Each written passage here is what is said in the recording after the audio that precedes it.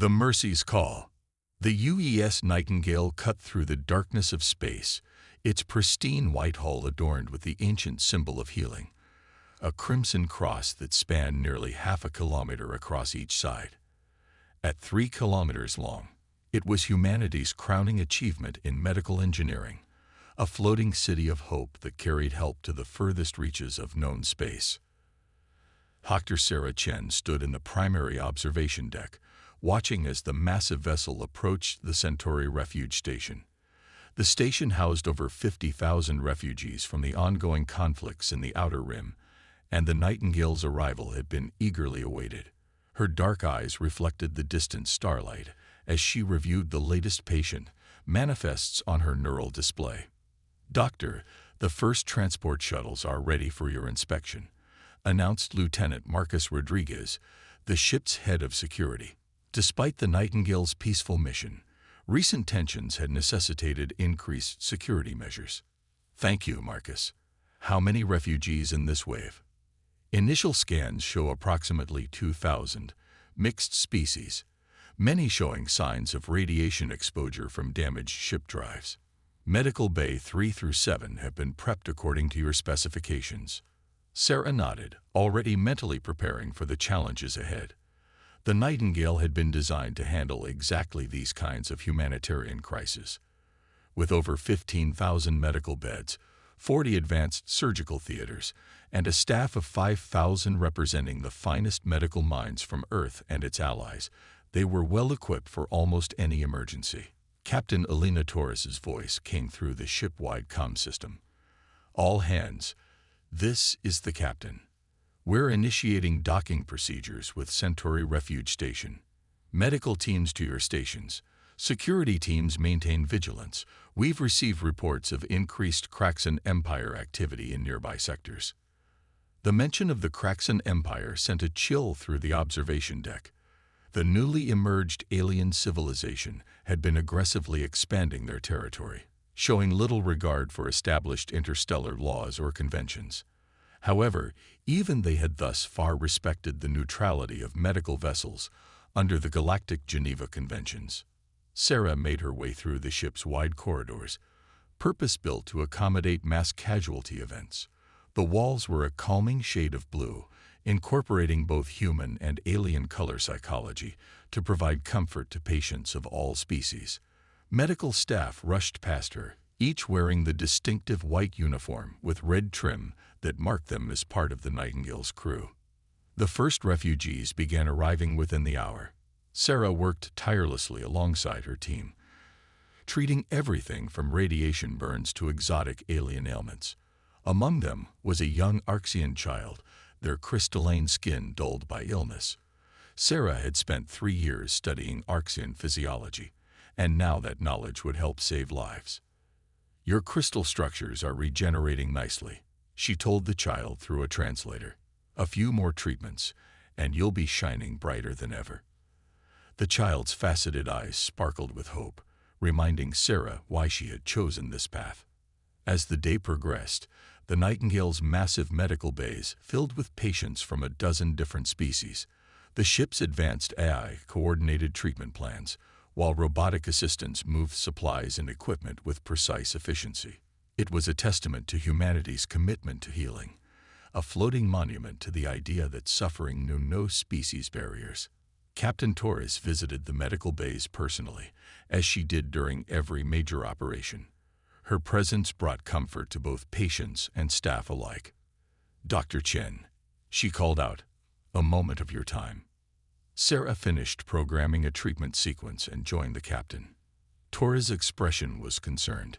"We're picking up some unusual energy signatures from the outer system. Could be nothing, but we should be prepared." Sarah finished. The Nightingale maintained fully stocked emergency shelters, capable of protecting patients even in the worst-case scenarios. They had never been needed, protected by both international law and the ship's status as a neutral medical vessel. "Exactly. I've ordered a Level 2 security alert. Discreet, but ready." Torres smiled grimly. "Let's hope we're just being paranoid." As Sarah returned to her patients, she couldn't shake a feeling of unease. The Nightingale represented the best of humanity. Their dedication to healing, their technological advancement, their desire to help all sentient beings. But they existed in a galaxy that didn't always share those values. Looking out at the sea of patience, human and alien alike, Sarah silently renewed her commitment to protect them. The Nightingale would continue its mission of mercy, regardless of the dangers. That was what it meant to be human, to help those in need, to heal rather than harm, to stand as a beacon of hope in the darkness of space. Little did they know, that commitment would soon be tested in ways they had never imagined, and the galaxy would learn that humanity's dedication to healing was matched only by their resolve to protect those under their care. Breaking the peace. The first sign of trouble came from the Nightingale's quantum radar array. Lieutenant Jessica Wong's fingers froze over her sensor console as multiple signatures emerged from hyperspace. Captain Torres, detecting 7 vessels dropping out of FTL. Configuration matches Kraxan Empire warships. Captain Torres straightened in her command chair, her expression hardening as the tactical display revealed the emerging threat. 6 destroyers and 1 heavy cruiser, arranged in an attack formation that left no doubt about their intentions. Time to weapons range. 3 minutes, Captain, Wong reported, her voice steady despite the gravity of the situation.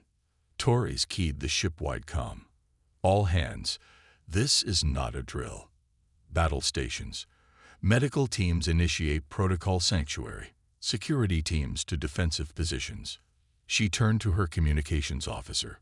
Broadcast our neutral status on all frequencies, including Kraxan military channels. Throughout the massive hospital ship, well-rehearsed emergency protocols sprang into action. Dr. Chen and her medical staff began moving critical patients to the reinforced inner chambers, while security teams sealed bulkheads and activated defensive systems. The Nightingale might be a hospital ship, but humanity had learned harsh lessons about the necessity of protecting their healers. Kraxan vessels maintaining attack vector, Wong announced. They're powering up weapons systems. This is Captain Elena Torres of the UES Nightingale. Torres broadcast, her voice clear and firm. We are a neutral medical vessel protected under Article 7 of the Galactic Geneva Conventions. We have patients of multiple species aboard, including Kraxan citizens. Please acknowledge. The response came in the form of plasma torpedoes streaking through space. The Nightingale's defensive shields, designed primarily for protection against space debris and radiation, flared bright blue under the assault. The massive ship shuddered, sending medical equipment crashing to the floor across multiple decks. Shields at 60%. Engineering reported. We can't take sustained fire from military-grade weapons. In Medical Bay 4, Dr. Chen braced herself against a wall as another impact rocked the ship. The young Arxian child she had treated earlier crystalline form vibrated with fear. Everyone remained calm. She called out to her patients, her voice trained by years of crisis management. Follow the medical staff to the designated shelter areas. On the bridge, Torres watched as the Kraxan ships executed a textbook encirclement maneuver. They weren't just attacking. They were methodically cutting off every escape route. Launch distress beacons, she ordered. Full spread. And get me Earth Defense Command now. The Nightingale's automated defense systems were activating, deploying clouds of defensive nanites that could intercept incoming fire.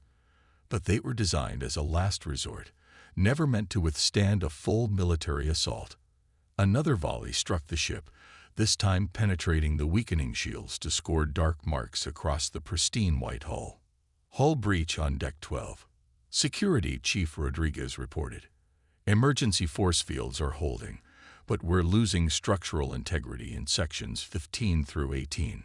Torres's mind raced through options. The Nightingale carried no weapons. Their entire defensive strategy relied on their protected status under interstellar law. But now that law was being flagrantly violated, and she had over 7,000 patients and crew to protect. Medical Bay 7 reporting multiple casualties. The ship's AI announced with artificial calm. Emergency medical teams responding. Dr. Chen's voice cut through the chaos on the command channel. Captain, we have over 300 critical care patients who can't be moved. If we lose life support in the primary medical bays. Understood, Doctor. Keep them stabilized. Torres turned to her tactical officer. Status of the emergency jump drive. The Kraxan ships are generating some kind of interference field. We can't establish a jump point. Another impact sent tremors through the ship's frame. Through the bridge viewports, Torres could see escape pods launching from the damaged sections, carrying non-critical patients to safety. The Kraxan ships immediately began targeting them. Deploy the medical shuttles, Torres ordered. Have them run interference for the escape pods, and continue broadcasting on all frequencies. I want the entire galaxy to see what the Kraxan Empire does to hospital ships. As her crew carried out her orders, Torres watched the tactical display with growing dread. The Nightingale was built to save lives, not survive a military assault. Their shields were failing, hull breaches were multiplying, and help was still hours away at best. But she had sworn an oath, not just as a captain, but as a human being, to protect those under her care. If the Kraxan Empire thought attacking a hospital ship would break humanity's spirit, they were about to learn a harsh lesson about human resolve. All hands, she broadcast, her voice carrying to every corner of the massive vessel. This is your captain. We took an oath to protect and heal. Today we're being tested like never before. But remember this, we are the HFY Nightingale. We represent humanity's commitment to helping all beings, regardless of species or allegiance, and we will not abandon our patients. As if in response to her words, another barrage of Kraxan weapons fire illuminated space around the ship. The Nightingale shuddered but held together, its damaged hull still protecting the thousands of lives within. The battle for survival had only begun, and the galaxy was about to witness firsthand both humanity's dedication to healing and their determination to protect those who could not protect themselves. Humanity's response. Admiral Maya Patel stood in Earth Defense Command's primary operations center, her face illuminated by the massive holographic display showing the Nightingale's distress signal. Real-time footage of the attack was spreading across the quantum networks, igniting outrage across human space and among their allies. Time to intercept for our nearest combat units, she demanded, her voice cutting through the controlled chaos of the command center. Commander David Chen, her tactical officer, manipulated the stellar map. Task Force Aegis can reach the Nightingale in 40 minutes at emergency FTL. The 7th Fleet's heavy elements are 3 hours behind them. The Nightingale doesn't have 3 hours, Patel muttered, watching as another explosion bloomed across the hospital ship's hull. She keyed her neural interface, connecting directly to Earth's defense grid. This is Admiral Patel. Authorization Crimson 7. Deploy the Rapid Response Force. Throughout the Sol system, automated shipyards burst into action. Hidden weapons platforms emerged from camouflaged positions around Jupiter and Saturn. Humanity had learned to hide its teeth behind a smile of peace. Alert the Galactic Council, she ordered. Make sure they understand this isn't just an attack on a human vessel. It's an assault on the very concept of medical neutrality. And get me a direct line to the Nightingale. Aboard the besieged hospital ship, Captain Torres was fighting her own battle. The Nightingale's massive hull groaned under continuous bombardment, its medical bays crowded with the wounded and dying. Dr. Chen's voice came through the emergency channel, strained but determined. Captain, we've lost environmental controls in Medical Bay 2. We're shifting critical patients to the backup life support systems, but we're running out of space. Torres watched as her tactical display showed the Kraxan ships tightening their formation, methodically targeting the Nightingale's key systems. They weren't just trying to destroy the ship, they were trying to make it suffer.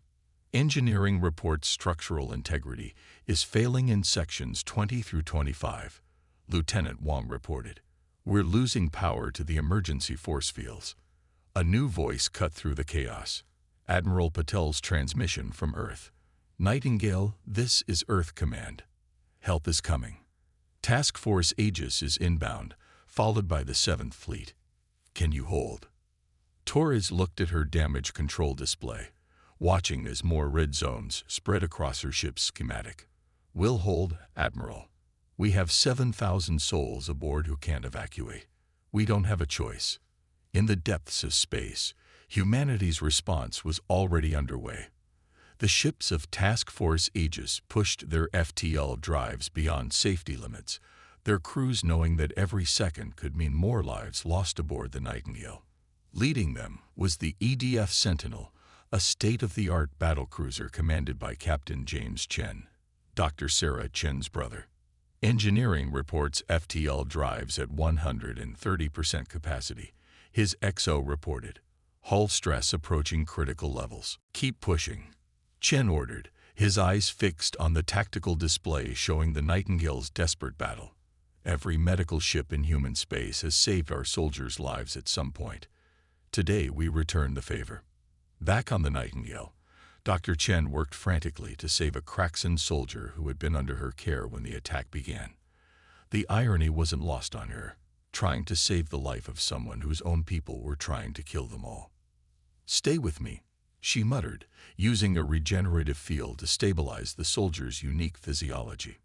"Your people need to see this. They need to understand what they're attacking." The ship shuddered again, more violently this time. Security Chief Rodriguez's voice came through her comm. "Doctor, we've lost containment in Research Lab 4. Experimental medical nanites are venting into space." A cold smile crossed Dr. Chen's face. "Good." The Kraxan ships had no way of knowing that those nanites, designed to repair traumatic injuries in multiple species, had been modified by exposure to the ship's defensive systems. As they spread through space, they began to interface with the clouds of defensive particles already deployed by the Nightingale. On the bridge, Captain Torres watched in amazement as the cloud of combined nanites began to form a shifting, translucent barrier around sections of the ship. It wouldn't stop the Kraxan weapons entirely, but it gave them something they desperately needed: time. "All hands," she broadcast. "This is your captain. Earth's forces are 30 minutes out. Whatever happens, remember this: we are not just fighting for our lives, but for a principle. The principle that those who heal should be protected, that mercy should be preserved even in war." As if to punctuate her words, a massive explosion rocked the ship. But in that same moment, new contacts appeared on the tactical display. The first elements of Task Force Aegis dropping out of FTL, weapons hot and closing fast. The battle for the Nightingale was about to enter its final phase, and the galaxy was about to learn why humanity's hospital ships and warships shared the same motto: with mercy and strength. Swift justice. Space distorted as Task Force Aegis emerged from FTL, their arrival heralded by the flash of a dozen jump points opening simultaneously. The EDF Sentinel led the formation, its massive form casting a shadow over the nearest Kraxan vessel. Captain James Chen wasted no time with warnings or demands for surrender. "All ships, execute Combat Pattern Delta," he ordered. "Priority targets are any Kraxan vessels targeting escape pods or medical shuttles. Protect the Nightingale at all costs." The Earth ships moved with lethal precision, their advanced targeting systems already identifying weak points in the Kraxan vessel's shields. The Sentinel's main guns spoke first, lances of concentrated plasma cutting through space to slam into the nearest Kraxan destroyer. Aboard the Nightingale, the sudden arrival of Earth's warships sent a wave of hope through the battered hospital ship. Captain Torres watched from her damaged bridge as Task Force Aegis engaged the enemy, their coordinated attacks forcing the Kraxan ships to break their siege formation. Medical Bay 5 reports stabilizing life support, Lieutenant Wong announced, a hint of relief in her voice. "The enemy fire is letting up." Dr. Chen worked steadily in the critical care unit, watching through the armored windows as Earth's warships executed their deadly dance. The contrast wasn't lost on her. Outside, humanity's warriors dealt death with surgical precision, while inside, she and her team fought to preserve life with equal skill. "Status of the hybridized nanite shield?" Torres asked, noting how the experimental defense system had evolved to protect crucial sections of the ship. Holding at 30% effectiveness, engineering reported. It's buying us time, but we're still taking damage. The space around the Nightingale had become a battlefield. The Kraxan ships, caught off guard by the speed and ferocity of Earth's response, attempted to regroup. Their commander's voice broadcast across all frequencies, a final act of defiance. "Your interference is meaningless," the Kraxan leader declared. "The hospital ship harbors military assets. We are within our rights." Captain Chen cut the transmission with a gesture. "Target their command ship," he ordered. "Let's show them what happens when you mistake human mercy for weakness." The Sentinel's main battery fired again, this time joined by its escort vessels. The combined barrage overwhelmed the Kraxan command ship's shields, turning its hull into molten slag. The remaining Kraxan vessels attempted to scatter, but Task Force Aegis had positioned itself perfectly, cutting off every escape route. Multiple Kraxan ships powering up FTL drives, the Sentinel's tactical officer reported. "Negative," Chen responded coldly. "No one leaves until this is finished. Deploy FTL inhibitors." Quantum anchors launched from the Earth ships, creating a web of localized space-time distortions that made faster-than-light travel impossible. The Kraxan fleet was trapped, forced to face the consequences of their actions. On the Nightingale's bridge, Captain Torres received a priority transmission from Admiral Patel. "The 7th Fleet will arrive ahead of schedule," the Admiral announced. "But it seems Task Force Aegis has things well in hand. Status of your patients." Torres looked at the medical readouts streaming across her display. "Critical but stable. Dr. Chen and her team performed miracles today. We lost 23 crew members and 8 patients." Her voice hardened. "Including 3 Kraxan citizens who were under our care." The battle continued to rage, but its outcome was no longer in doubt. The Earth ships systematically disabled the remaining Kraxan vessels, targeting engines and weapons while deliberately avoiding life support systems. It was a demonstration of both power and restraint, showing that humanity could destroy them utterly but chose not to. "Captain," Dr. Chen's voice came through the comm. "I need to show you something. The Kraxan soldier I was treating earlier. He's conscious." In the medical bay, the wounded Kraxan warrior watched through pain-clouded eyes as his people's ships were defeated. Dr. Chen had positioned his bed so he could see both the battle outside and the medical staff continuing to treat patients of all species, including his own wounded compatriots. "Why?" he asked through the translator. "Why continue to heal us even as we attack you?" Dr. Chen checked his vital signs before responding. "Because that's what we do. That's who we are. Humanity learned long ago that being strong enough to hurt doesn't mean you should, and being strong enough to heal means you must." The lesson was being written in fire across space. Task Force Aegis continued its methodical dismantling of the Kraxan fleet, each disabled ship a testament to Earth's military prowess. But aboard the Nightingale, the medical teams worked with equal dedication to save everyone they could, friend or foe, aggressor or victim. As the last Kraxan ship surrendered, Captain Chen opened a channel to his sister's medical bay. "The space around you is secure, Sarah. We'll remain on station until the 7th Fleet arrives with repair crews and additional medical support." "Thank you, James," Dr. Chen replied, watching as her patient's vital signs finally stabilized. "Though I hope the galaxy learns more from our medicine than our missiles." The battle for the Nightingale was ending, but its impact would ripple across the galaxy. Humanity had shown that their commitment to healing came with teeth, sharp ones. The message was clear: attack our healers, and you face our warriors. It was a lesson the Kraxan Empire would not soon forget. Legacy of compassion. 1 month after the Battle of the Nightingale, the massive hospital ship gleamed once again in the light of distant stars. Its hull, freshly repaired and reinforced, bore subtle changes. The traditional Red Crosses were now protected by advanced shield generators, a testament to humanity's determination to protect their healers while maintaining their humanitarian mission. Admiral Maya Patel stood in the Nightingale's newly rebuilt observation deck, watching as delegations from across the galaxy arrived for the emergency session of the Galactic Council. The attack on the hospital ship had sparked unprecedented changes in interstellar law and military doctrine. The latest reports from the Kraxan border are encouraging, Captain Torres said, joining the Admiral at the window.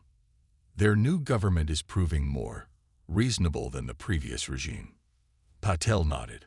The footage of the Nightingale continuing to treat Kraxan patients, even while under attack, had sparked a political crisis within the Empire. The old guard's claims about human weakness had crumbled in the face of Task Force Aegis's decisive response, while the sight of Dr. Chen saving Kraxan lives had sparked a broader conversation about the meaning of strength. In Medical Bay 4, Dr. Sarah Chen was conducting her rounds. The ward was filled with delegates from various species, all eager to see how humans had transformed the concept of a hospital ship. The Nightingale now represented a new paradigm, one that proved defensive capability and humanitarian mission could coexist. The hybridized nanite shields were an unexpected development. She explained to a group of alien medical officials, born from necessity, but now a standard feature. Like humanity itself, they can both protect and heal. The ship's new defensive systems had been carefully designed to complement its medical mission. Shield generators were integrated with life support, weapon deflection fields doubled as sterile barriers, and the experimental nanites that had helped save the ship now formed the basis of revolutionary new medical treatments. In the diplomatic conference room, Captain James Chen presented Task Force Aegis's combat logs to an assembled group of military attaches. The Nightingale incident proved that protecting medical vessels requires more than just laws and conventions, he explained. It requires the willingness and capability to enforce those protections. The response to the attack had led to the creation of the Medical Protection Initiative, a joint program between Earth's defense forces and humanitarian fleets. Every hospital ship now traveled with a dedicated escort group, their presence a reminder that mercy and strength went hand in hand. The Kraxan Empire's actions forced us to demonstrate a fundamental truth about humanity. Admiral Patel addressed the assembled delegations. Our dedication to healing is not a sign of weakness. It is our greatest strength, and we will defend that principle with everything we have. The aftermath of the battle had brought other changes. The Nightingale's successful defense of its patients, even under heavy fire, had inspired the development of new ship designs. The next generation of hospital ships would incorporate defensive technologies from the start, their humanitarian mission protected by the best shields and countermeasures humanity could devise. Dr. Chen visited her former Kraxan patient, now serving as a liaison between his people and the Galactic Medical Exchange. Your people's attack taught us an important lesson, she told him. Sometimes the best way to preserve peace is to be prepared for war. The Kraxan nodded, his translator conveying a tone of deep respect. And you taught us that true strength lies not in the ability to destroy, but in the choice to heal even those who would harm you. Throughout the Nightingale, crews worked to integrate the new systems while maintaining the ship's primary mission. The medical bays remained places of healing, but now they were better protected. The ship's motto had been updated to reflect its dual nature: mercy through strength, strength through mercy. Captain Torres stood on her bridge, watching as the last of the diplomatic vessels departed. The Nightingale would soon return to its regular duties, continuing its mission of bringing aid to those in need across the galaxy. But now it carried an additional message, one written in the scars of battle and the triumph of humanitarian principles. Plot a course for the Outer Rim, she ordered. There are still people out there who need our help. As the massive hospital ship engaged its drives, its white hull gleaming against the darkness of space, it represented humanity's unchanging commitment to healing and helping others. But it also carried a clear warning to any who might mistake that commitment for weakness. Humanity's mercy was a choice, backed by the power to defend it. The legacy of the Nightingale would echo across the galaxy for generations to come, a testament to humanity's unique ability to combine compassion with strength, healing with protection, and mercy with justice. In the end, it wasn't just a victory for Earth's forces. It was a victory for the very principle of medical neutrality, now backed by the unmistakable promise that those who dared to attack healers would face the full measure of humanity's resolve.